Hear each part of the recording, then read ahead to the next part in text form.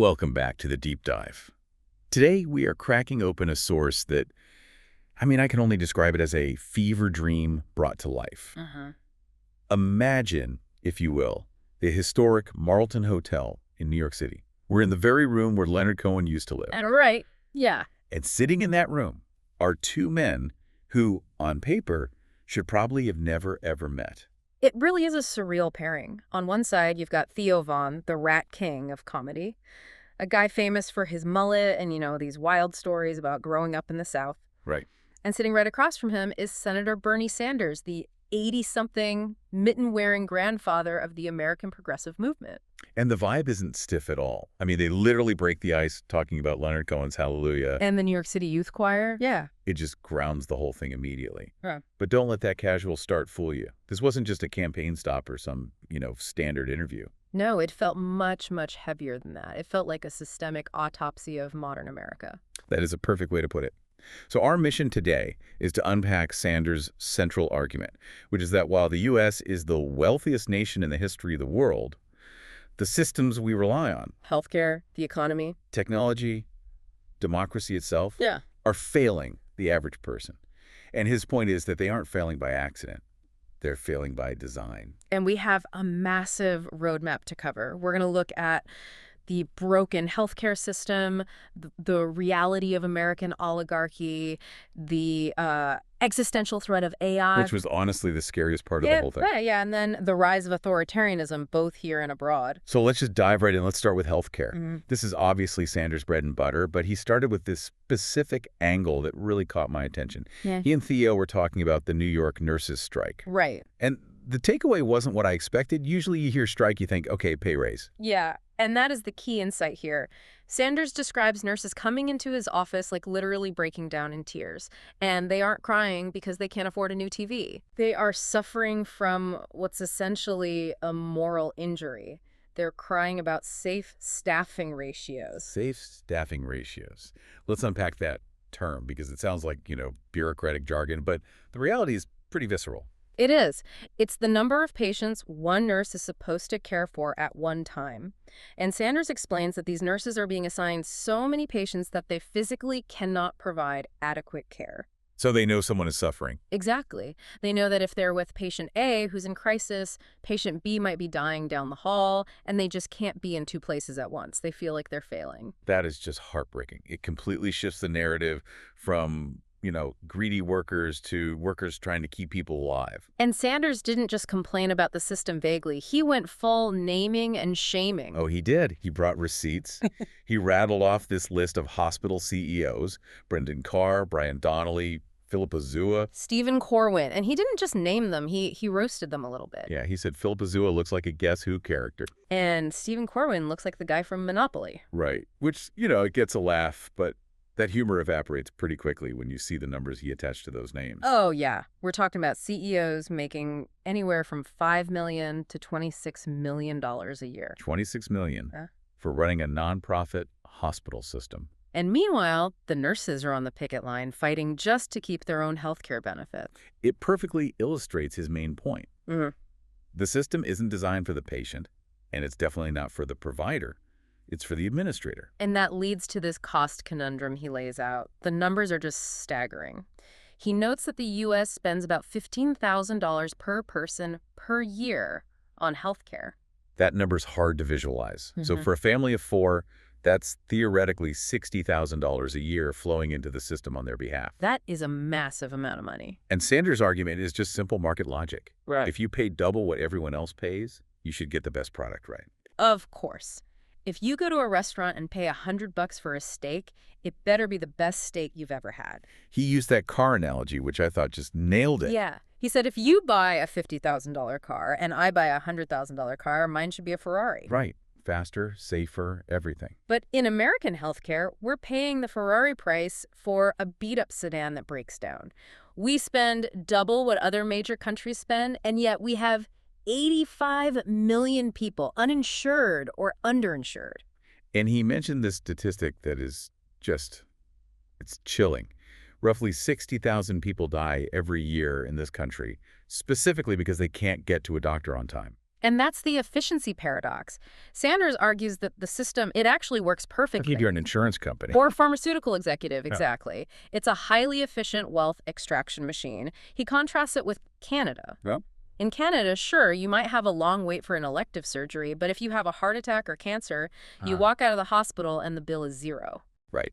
Whereas here, the administrative burden, fighting with insurance companies, figuring out deductibles, it adds this layer of stress to being sick that just doesn't exist elsewhere.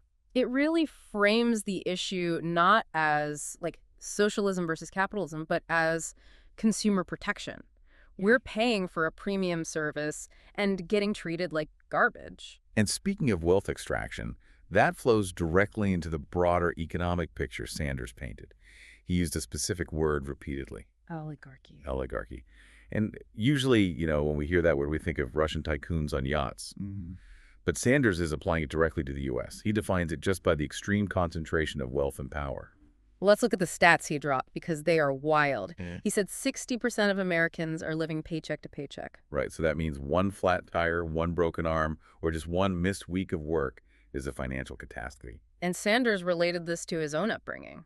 He said he knows that specific anxiety of listening to your parents fight about money. But then you contrast that with the top. The top 1% now owns more wealth than the bottom 93%. But the stat that really stopped me, and I had to rewind to make sure I heard it right, was about Elon Musk. Yeah. Sanders claims that one single man, Elon Musk, owns more wealth than the bottom 52% of American households combined. Wow. Now, this is where I thought Theo actually did a great job as an interviewer. He didn't just nod along. No, he pushed back. He played devil's advocate. He said, look, guys like Musk or Larry Ellison, they create things. They built Tesla, they built Oracle, they create jobs. It's a fair question. Shouldn't they be rewarded? It is, and Sanders' nuance here is really important. He didn't say being rich is bad. He said, I don't begrudge success. They'll make your millions. Right. If you invent a new gadget, great. His issue is with the excess of power. He asks, do you really need hundreds of billions of dollars while children are going hungry? At what point does it become detrimental to society? And that detrimental part is where he connects the money to politics. This isn't just about them buying private islands. It's about them buying the government. Correct. He brings up Citizens United. Yeah. And for listeners who might hear that term but don't know the specifics, it was a Supreme Court decision that essentially said money equals free speech. Which allowed corporations and billionaires to spend unlimited amounts through these super PACs. So they can't hand money directly to the candidate. But they can run a $50 million ad campaign for the candidate. Exactly. And Sanders argues this creates a system where a politician doesn't need to listen to 100,000 voters. They just need to listen to one guy with a checkbook. He mentioned that Elon Musk spent around $270 million to help elect Donald Trump. And Sanders was fair here. He pointed out it happens on both sides. Sure. The establishment of both parties is beholden to these big donors. He painted this pretty bleak picture of the daily life of a politician, basically saying if you want to run for Senate, you don't write policy papers. You sit in a room dialing for dollars. Begging rich people for money so you can run negative ads against your opponent.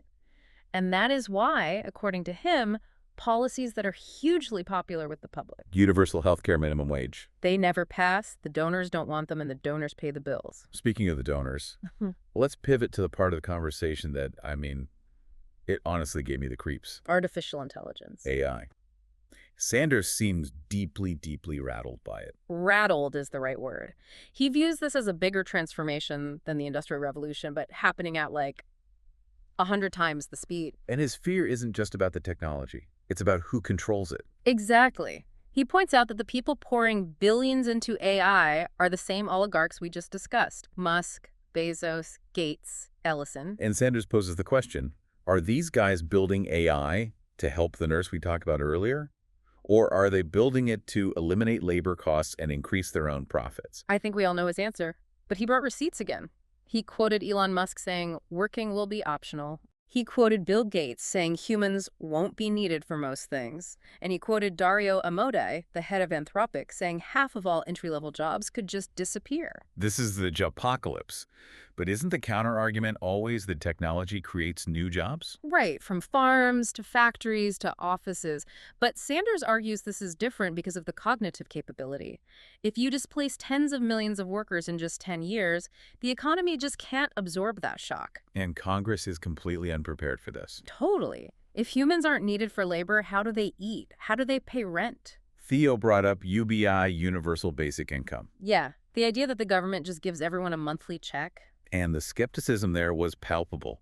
Theo made this great joke that getting a UBI token sounds like getting 1/11th of a Rubik's Cube. It feels like a pacifier.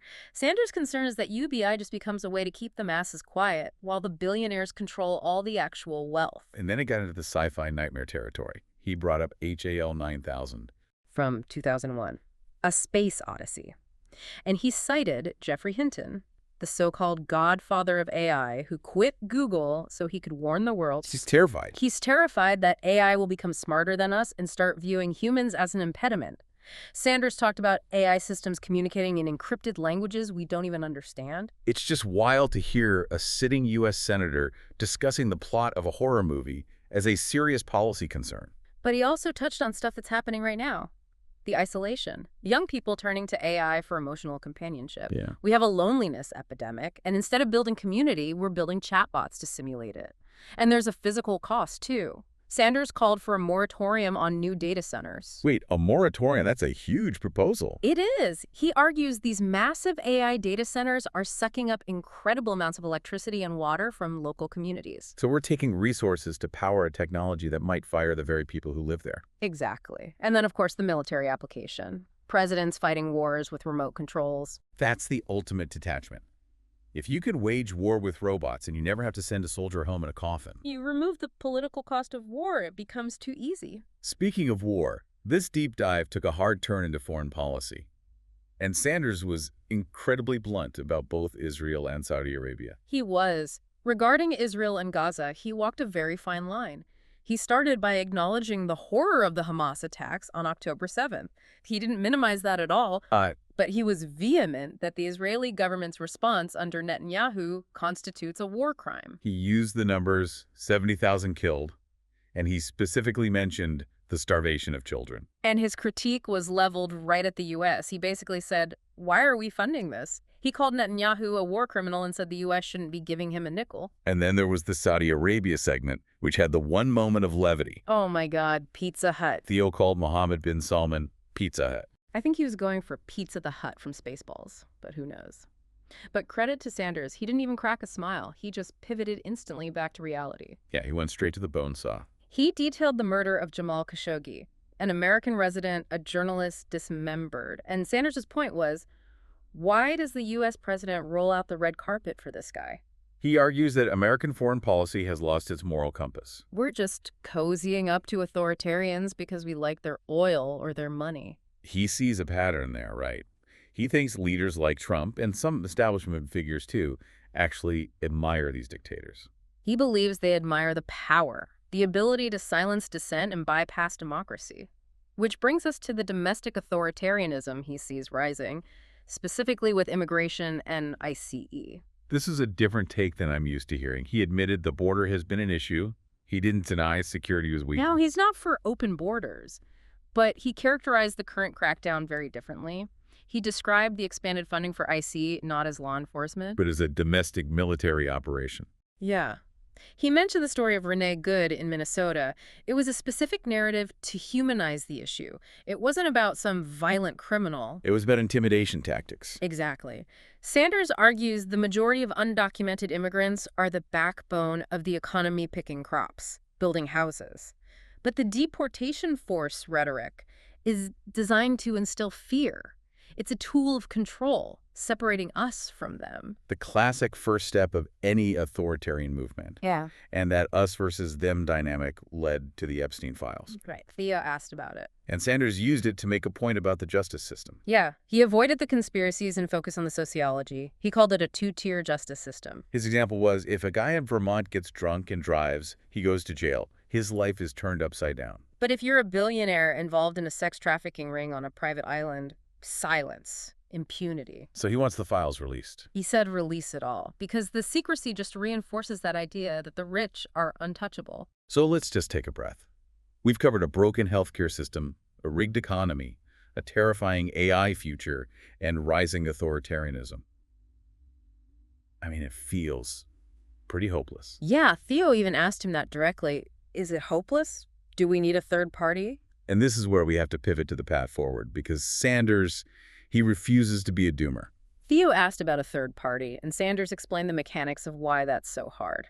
The system is rigged to protect the two major parties through ballot access laws. Right. It's nearly impossible. But he didn't stop there.